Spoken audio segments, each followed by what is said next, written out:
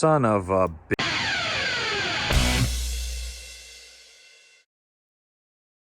Hi everyone, welcome back. As you saw by the opener, it snowed on me. I hate snow.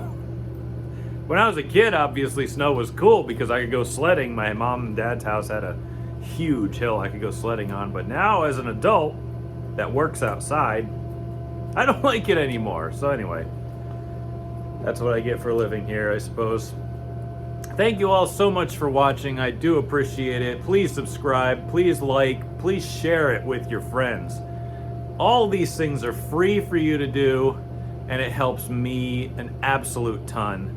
I greatly appreciate every single one of you that comments, that likes, that shares, that subscribes. It really genuinely helps, I'm telling you. Today, if you hear noises like The Conjuring, I don't know if you can or not, it's just my heater kind of warming up and expanding and making weird ghost sounds, but I'll run you through what we're working on, where we're at, and I'm gonna wait for the heater to kind of kick in here. It's kind of cold, and I think we're gonna start moving towards the front of the car. The rear clip stuff is all done. All I really have to do back here is put a bumper on and start putting the body back on, but I gotta wait until we're at the point where we can put the body back on. So I'll run you through what I got done in the meantime, but today I think we're gonna focus on the front because those motor mounts are kind of jacked from hitting the wall too much, because street stock racing at a big track, you kind of run into stuff. So let's take a walk through and then I'll show you what we're doing. If you're new to the channel, like I said earlier, go back through our back catalog and check out the whole fab process. I got a 5-part series on redoing the entire clip, and you can see where the clip is. The car is kind of gray because I painted it like 6 or 7 years ago when I first built it. But we put a whole rear clip in the car, whole rear channel section. Yeah, I know it's rusty, but guess what? It worked just fine because it's just surface rust. The pipe was left outside. Anyway, we did all this. We got the fuel cells in. You can see I rebuilt some of the metal and then ground it down and then touched up the holes. We got the buckets welded in. I did put a tie piece between them because this metal was sitting outside for a while for this rear clip. It might be a little rusted out. It might be a little bit thinner than stock, so I'm kind of worried about it flexing. I don't know if that really does anything or not.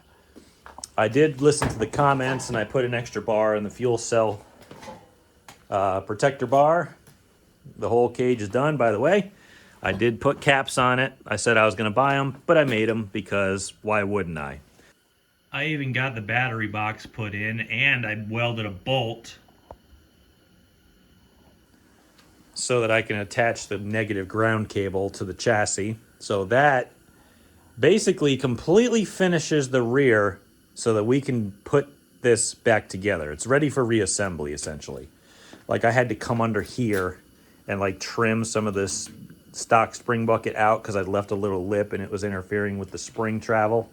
And I got the spring purchase set onto the rear axle housing. Everything should be good here. Like I said, we will move to the front. And that's where all the trouble is right now. Nothing really structurally is bad, but what's really kind of bad is the motor mounts, like I showed you in a previous video. This thing is pancaked right here, and it is shoved in towards this side because you hit the wall at the right side. All this weight kind of moves it in, right? This side is cracked around the back edge and pulled this way. I might have to cut these off, cut the metal out, replace it with some better steel, or try to pull it out. I don't think I'm going to be able to pull it out. This side, I don't know. But I got to do something about these mounts. And I don't want to leave them the way they are because it could cause problems. So I think I'm going to probably take the plasma torch out and just hack around the edges of where it's bad and just replace it so that it sits flat. And I might even replace the motor mount itself. A big problem with that is that I'd have to actually get the engine out, which is back here somewhere. There it is. And that's kind of where the opener of the video where you saw my frustration with the weather, because in order to get the engine stand in here to jack this thing up, I kind of need it to be dry out, which it's not, and I need the ground to be hard, which it's not. It's neither. So at this point, I think I might just knock things over. But yeah, I don't think I can leave that looking at it. I'm just in the deciding phase right now, and that's not good. Also, it's kind of telling when I look at the jack post holes that I drilled in the rear deck. But this is where it used to be. And this is where it is now, with all of the measurements being straight, including track width. Wheelbase, not track width. But it used to be over here. Now it's over here. Same thing with this side. You can see it's a little bit different, but it's here to here. You know what I mean? So I'm kind of thinking that when we originally got this chassis, that it was kind of bent to begin with, because this tin work and all the supports I put in when I first put this car together in my shop in 2015. So I'm kind of considering the fact that, yeah, this car, when we originally got it, was probably bent. And with me driving it for, a handful of seasons and constantly getting hit in the back end, like back bumper, or hitting the wall and moving it over, or getting hit in the right rear from trying to avoid accidents where people come down the track and nail you like that and that. It's probably, fatigued it to the point where it was bent, and now it's not, hopefully. I kind of thought about it for a minute, and since I would probably have to get this thing out of here to put it in there to test the new motor mounts, I should probably make some room by reassembling some of the car. Like the fuel cell and all its stuff is sitting over here, and I got parts under here, batteries, and other stuff that I got to clear out. I got to basically make room. So if I get this stuff out of the way, I can make room for this stuff, which I can put this heater over somewhere, and then I can maybe make room for some other crap that's just kind of in the way. Because if you know an engine mount or engine hoist or shop hoist or crane or whatever you want to call it, it's outside right now, but I got to try to, their feet are wide, and I got to try to squeeze it in here, and I just need room for stuff. So I think we're just going to start reassembling stuff just to get it out of the way. I mean, I still got to paint this thing, but it's nothing a drop cloth can't cure.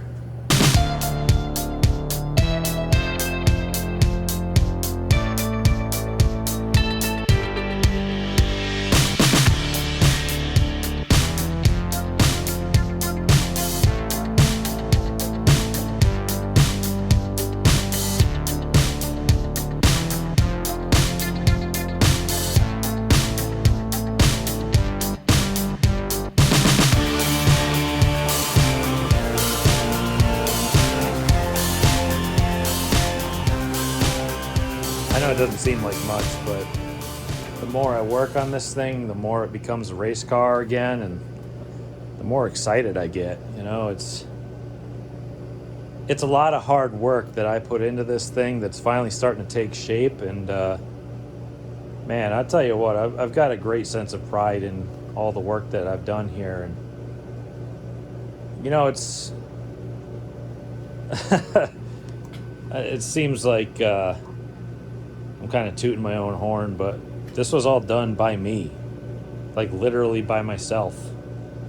And to those of you that or might be new to the channel or whatever, but the whole premise of this channel is to try to spread motorsports, interest in cars, racing and stuff, but to show you that you can do it. You can. I run into people all the time who say, oh, I don't know how to do this, I don't know how to do that, I can barely even change a tire. None of that matters. None of it. Because you can do everything that I'm doing. Because I couldn't do anything when I started. Let's see, it was 23 years ago we started racing. And I picked it up. And trust me, I don't have a job in fabrication, metalwork, mechanics. I don't do anything like this for my day job. I don't like to give away my day job in public, but it's nothing like this. Okay? I don't sit in front of a computer, but I also don't do like mechanic or technical stuff. I work in logistics, you know, and you can do this.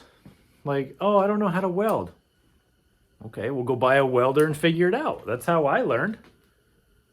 Get some scrap steel, find some, ask around, you know, watch some videos on YouTube on how to weld or get the basics of it and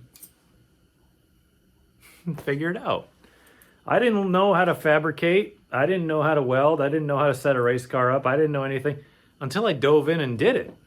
And that's what I'm telling y'all, that this isn't a tutorial, you know, this isn't a page that you learn specific examples of things. This is a page where you learn that you can do this, you know?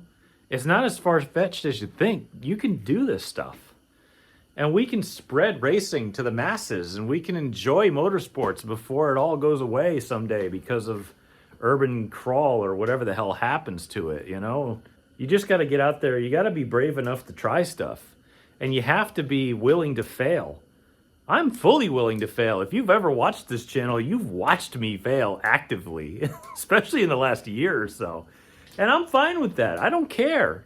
Failure is learning, you know? The only way you can learn is by failing. You do it wrong the first time, you know for the second time. And if you fail again, maybe you just weren't meant to succeed that time. You just try again. This is just, you know, years of trying.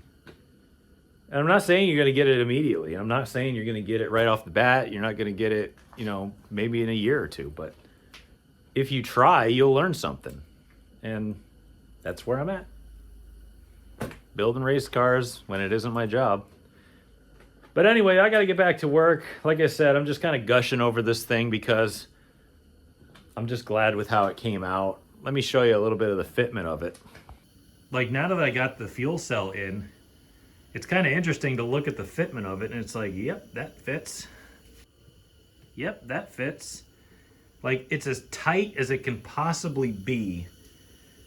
And that helps save weight. I'm just very proud of this thing, and I can't stop. Because every time it gets another piece on it and another piece on it, then I'm like even happier and happier.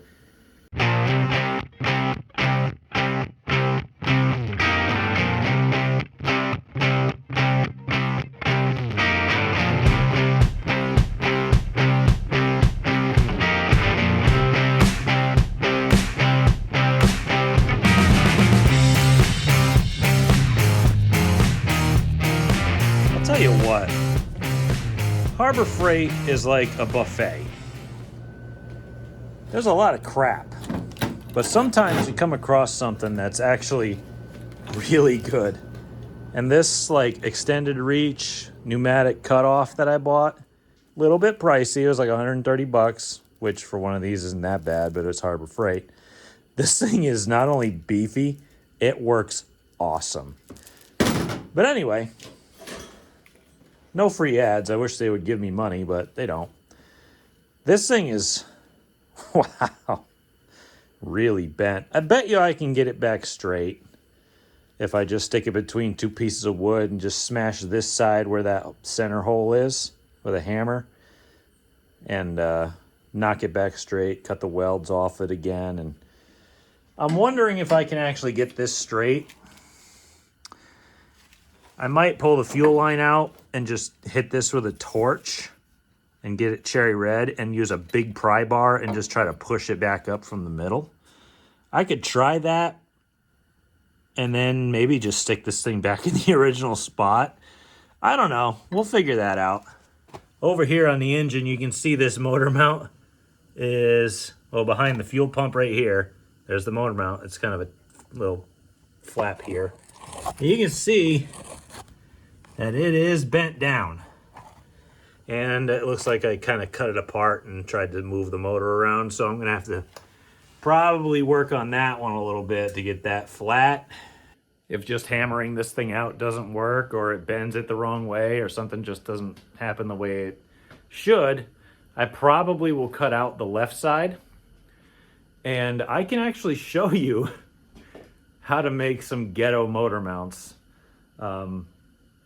It's actually pretty genius. I'm not that smart, but this is actually pretty cool because I've done it to my car. But that's only if these don't come back straight, because I'm worried about crankshaft height. I don't want to go too low, and that's kind of touchy. Somebody got tossed for that this year, so the tech guys are really on it. So I want to make sure that we just set it back to where it was, because I know that where it was just fine. Like, we weren't in any real trouble. So I'll try to repair this as much as I possibly can, and after that, we'll see where it goes.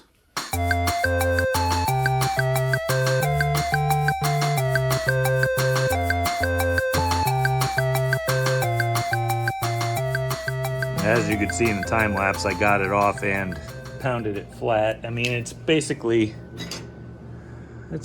flat. There's a crack in it that I'm gonna have to weld up over there, and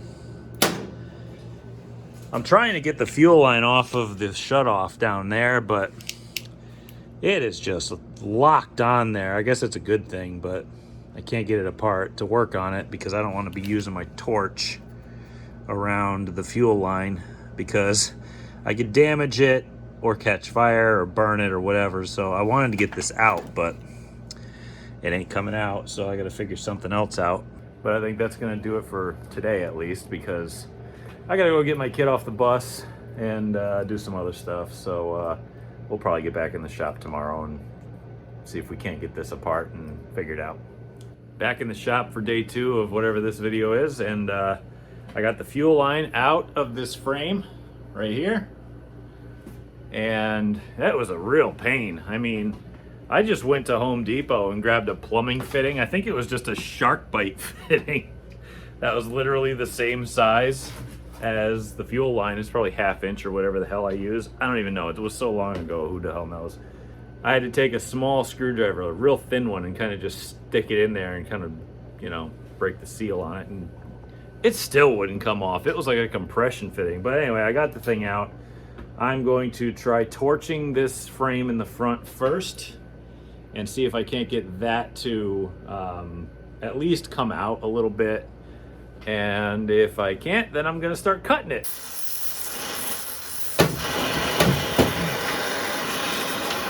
All right, after burning about 8 years worth of oil residue out of the frame and blinding myself, I don't know, I got it pretty close. Take a wire brush and knock that off so that I can get to this and weld that crack back up. I'm just gonna put it back where it was, and engine placement wasn't an issue. It was just the fact that it got smashed down. It's sitting pretty much in the same spot. It's maybe a hair off, but I think we're gonna just clean this area up, get the welder over here, and get back to work.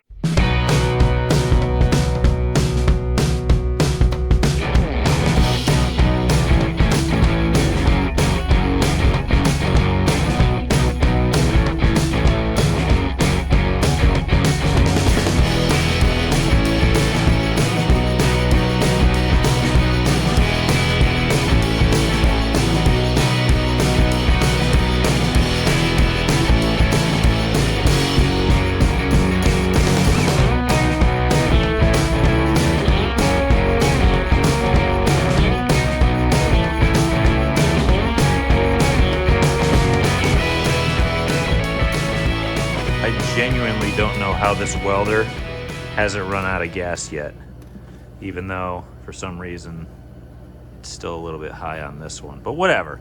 This thing is at like 0. Look at this.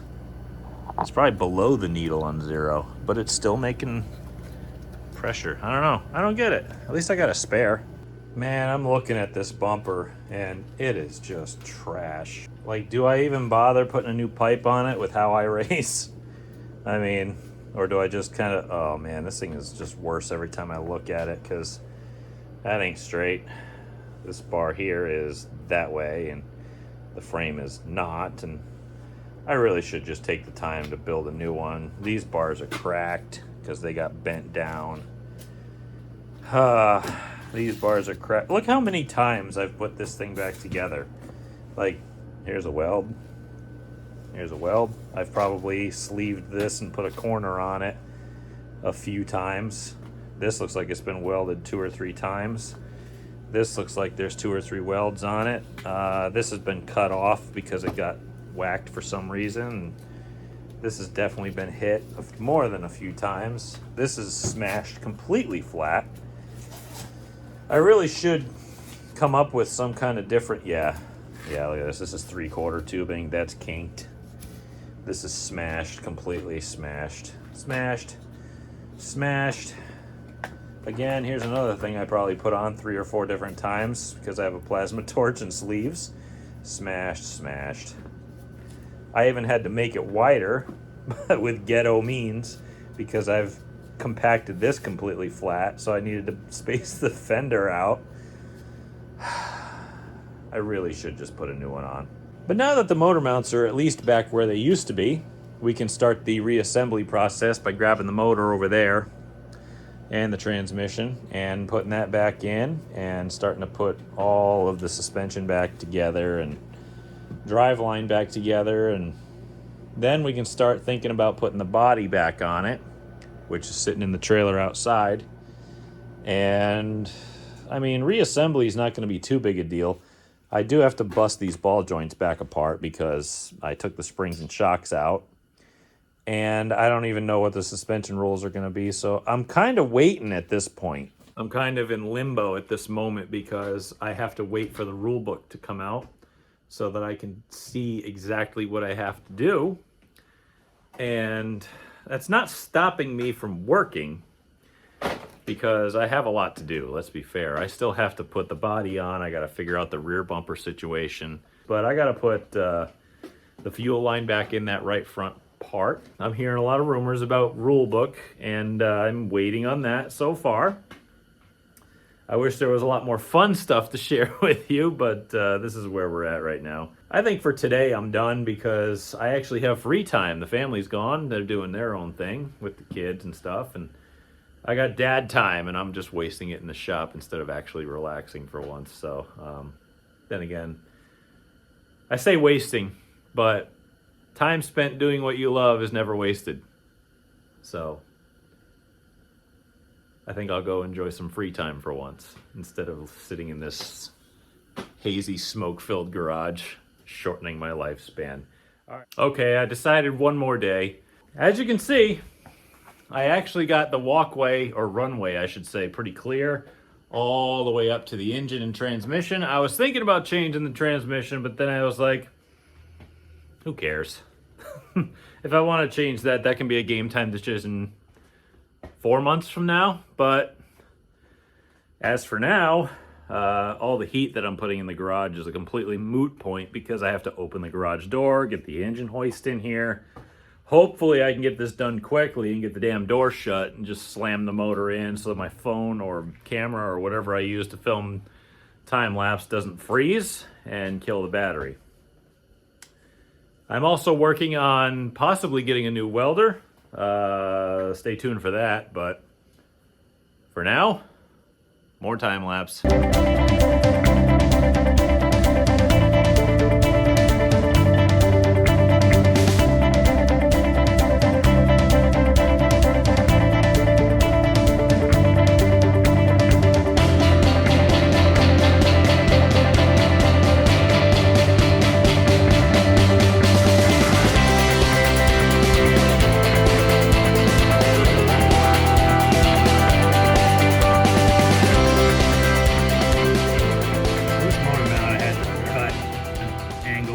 Here, and this thing's pretty much barely hanging on, but I have a solution. I found this. Keen-eyed observers will know that this is a backing washer, or whatever you want to call it, off of a GM 7.5-inch rear drum brake setup. I save these because I'm a hoarder, and I figure, well, that would fit in there with a little bit of cutting and welding. So I'll just trace this out and slam that in. And with the magic of editing, it is complete. You'll notice that there is a little bit of a gap in some spots, but that's okay because I got a MIG welder, which means I can fill pretty much anything in. And I want it to weld down into it so that it's a little bit stronger. It's got a little more surface area into the metal instead of just laying a weld on top of it. I could have beveled the edges, but my piece was only rectangle and it wasn't going to cover it all anyway. And I wanted to get the bolt to maybe sit flush without any, well, without as much grinding, I should say. I got the welder over here now, and I'm gonna go slap that thing in, and the motor mount will be fixed.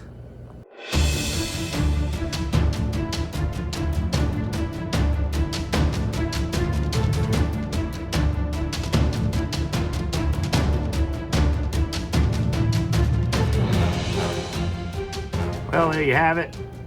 Not too bad. The welds are pretty flat. Can't see some of them because I covered it up with more weld, but I have no idea how this tank is still going. Look, feed has 20 pounds still, which I think I'm a little low. It should be probably 25, whatever. But this needle's like buried, and it's been buried for days, and yet somehow, I think it's magic because it's still going. But that's welded in. Yeah, you should do the bottom side. Yeah, I know I should. But what I'm really going to do is take a gigantic grade 8 washer and another couple washers and stick it over that just so it pancakes the whole thing. Make sure it doesn't go anywhere. And with that, the engine and transmission are right back in. Now it's just a question of reassembly. Got to get the roof and everything out of the trailer. Start putting springs and shocks back in the front. Start putting all the accessories back on. I got to get a new nose, obviously, because that thing was just trash. I mean, it was just awful. I'll probably end up having to rebuild some of this bumper assembly or all of it at some point. Not sure yet, but that's got to happen when I get a nose so that I can gauge how far or how close it has to be. And then we can go from there. Again, this is something that you do not want to be on the back foot for. You want to be ahead of the game. You don't want to be scrambling come March because you procrastinated all winter long, not getting your stuff done. Then the season comes up and then you're thrashing for weeks and weeks and weeks, or even pulling it into the racetrack and thrashing there. So I'm just glad to be ahead of the curve. I don't think we have a schedule completely ironed out yet at the track. I'm gonna be running Thompson again next year. Because I don't have the budget to run full-time anywhere else, even though I really, really want to. I just don't have it right now. I don't know if I'll ever have it, to be fair. But, yeah, that's our plan. You know, just run her part-time. Maybe we'll find something to run here or there. Not sure yet. But the reassembly process has begun, and I'm super psyched about that. It's nice to see it become a car again. I was starting to get used to it not being one and just being pieces on the floor. So that's a real big load off. It's nice to have a bunch of room that I can actually work in now instead of having the whole drive line just kind of kicked over there in the corner. Now, I've also got some things to do while I wait for the rule book to come out because that's super important to this thing and how I finish it. I know rules have come out for neighboring tracks that run very, very similar stuff and that are, let's be honest, a little more on the cutting edge and have a much higher car count and still run weekly. So I'll just kind of build the body to that because if I do that, at least it'll be legal there if I ever choose to go there part-time instead. Other than that, I have to get this rear end fixed. I don't even know if I'll be able to use it, but I'm gonna take the jig that's kind of this squared stock assembly that you see right there. And I'm gonna stick my other 9-inch rear in that, and I'll make a video about that as well. So at least I got some content to show you, but I still got a whole lot of stuff to do here. We've got driveline reassembly, exhaust, body, bumpers, you name it, we still got to do it. I'm not going to fire it up until like April next year, trust me, because there's no point in doing that right now. But thank you all so much for watching and hanging in there. Word of mouth, telling your friends is the best way to spread this channel. Subscribing is great for me. It helps me out a ton. That way I can provide you guys with free content. I'm not asking anything from you except for tell your friends and subscribe. That's all I'm asking. Come back and watch me work on my race car a little bit more. Maybe I'll find something else to do to break the whole race car thing, but hey, race cars are fun, so we'll keep doing it. But thank you all. I appreciate it.